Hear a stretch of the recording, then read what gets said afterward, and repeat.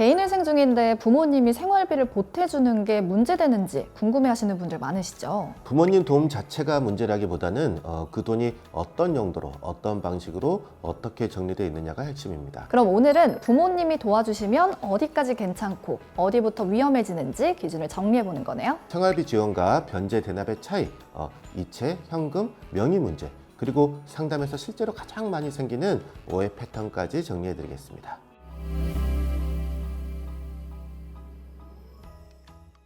안녕하세요. 법무법인 태신의 개인회생 파산 전문 브랜드 클리어에서 인사드립니다. 전 MC 소희원이고요. 안녕하세요. 여러분의 개인회생 파산을 클리어하게 해결해드리는 법무법인 태신의 장훈 변호사입니다. 변호사님, 이 부모님이 도와주신다고 해서 무조건 위험해지는 건 아닌 거죠? 네, 아닙니다. 일상생활을 유지하기 위한 생활비 지원 자체는 개인회생에서 흔히 있는 상황이고요. 그것만으로 바로 문제가 되지는 않습니다. 다만 법원은 그 돈이 생활을 유지하려고 들여온 돈인지 아니면 회생에서 갚아야 할 채무를 누군가 대신 처리해주는 구조인지를 구분해서 봅니다. 같은 도움이어도 법원 눈에 성격이 또 다르게 보일 수도 있다는 거네요. 예, 맞습니다. 예를 들어서 부모님이 월세, 공과금, 식비처럼 생활을 유지하기 위한 비용을 지원해 주셨다면 그 내용을 자료로 정리해서 설명하면 문제되는 경우는 많지 않습니다.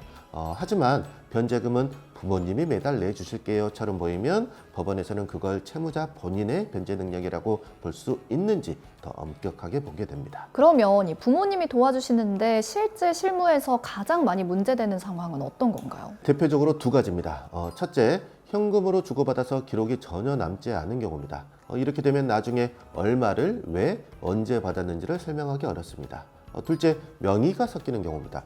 부모님 카드로 생활비를 쓰거나 부모님 계좌가 사실상 본인 생활비 계좌처럼 쓰이면 자금 흐름을 풀어서 설명하기가 굉장히 까다로워집니다. 도와주신 건 맞는데 증명할 방법이 없는 도움이 제일 곤란한 거군요. 네, 정확합니다. 이 부분은 도움받았다는 사실보다 설명이 막히는 상황 자체가 문제입니다. 그래서 실무적으로는 계좌이체처럼 기록이 남는 방식이 훨씬 안전합니다. 생활비 지원이라면 정기성, 금액, 기간이 어느 정도 한눈에 이해되도록 정리해 두는 게 좋습니다. 그럼 부모님 도움 자체가 문제가 아니라 회생에서 오해를 사기 쉬운 전형적인 패턴들이 있다는 거죠? 네, 그렇습니다. 실무에서 주로 문제되는 경우는 크게 두 가지입니다. 첫째, 부모님이 도와주신 돈으로 특정 채권자만 먼저 갚아버리는 경우입니다.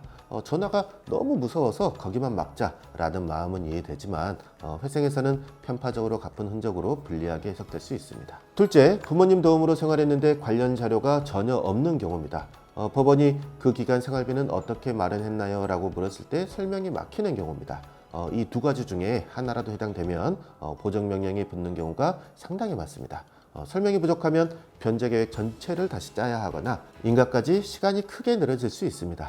심한 경우에는 회생 절차를 성실하게 이행할 의사가 있는지 자체를 의심받는 상황까지 이어집니다. 결국 도움을 받았느냐보다 그 과정을 어떻게 설명할 수 있느냐가 중요하다는 것 같습니다. 네, 맞습니다. 개인회생은 개인 사정을 보는 절차가 아니라 돈의 흐름이 설명되는지를 보는 절차입니다. 네, 그럼 헷갈리지 않게 부모님이 도와주시는 경우에 꼭 확인해야 할 기준들을 정리해 주실 수 있을까요? 네, 지금부터 말씀드릴 네 가지 기준은 알아두면 좋은 팁이 아니라 이걸 안 지키면 보정이나 추가 설명이 붙을 수 있는 실무 기준입니다. 첫째, 가능하면 현금 대신 계좌이체로 기록은 남길 것. 둘째, 생활비 지원이라면 월세, 공과금, 식비 등 실제 생활 항목과 맞는 지출 구조로 정리할 것. 셋째, 부모님 카드나 계좌를 섞어 쓰기보다는 본인 계좌를 기준으로 들어오고 나가게 할 것. 그리고 넷째, 부모님이 변제금을 대신 내주는 구조로 볼 수 있다면 증여인지, 차용인지, 일시적인 지원인지 처음부터 설명 자료를 준비할 것.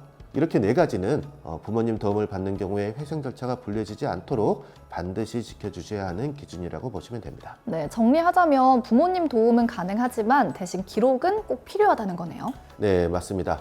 이런 부분은 사건마다 판단이 달라질 수 있어서 처음부터 전문가와 상담을 통해서 방향과 자료를 맞춰두는 것이 가장 안전합니다. 네, 오늘 이야기 들어보니까 부모님 도움 자체가 문제라기보다는 그 도움이 어떤 흐름으로 정리되어 있느냐가 회생에서는 정말 중요하다는 생각이 들었습니다.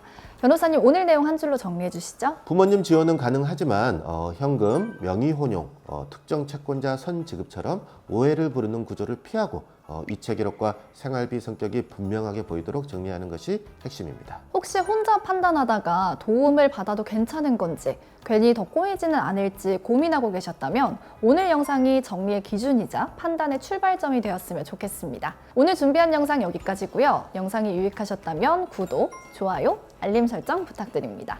저희는 다음에 더 유익한 내용으로 찾아뵙겠습니다. 감사합니다. 개인회생 파산이 궁금할 땐 클리어!